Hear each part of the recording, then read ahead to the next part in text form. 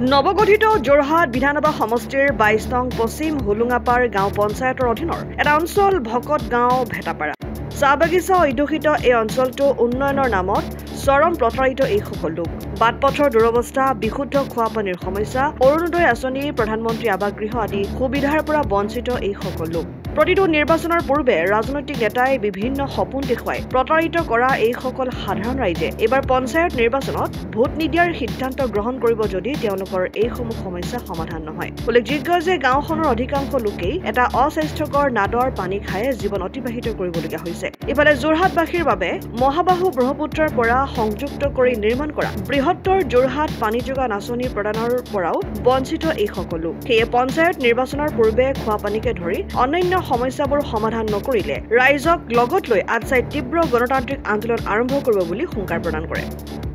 আমাৰ যোৰহাট নতুন নৱনিৰ্বাচিত যোৰহাট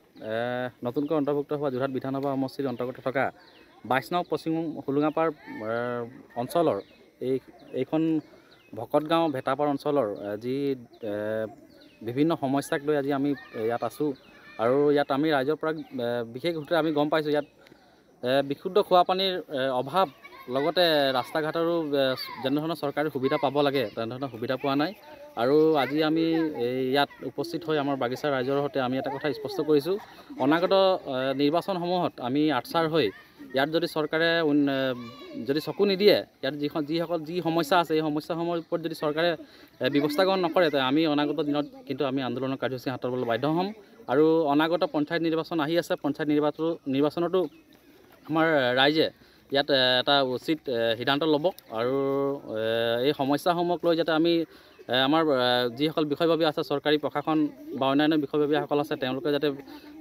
উচিত ব্যৱস্থা লয় আমি এয়াই আহ্বান জনাইছোঁ। অসম আদিত্য টিয়ক।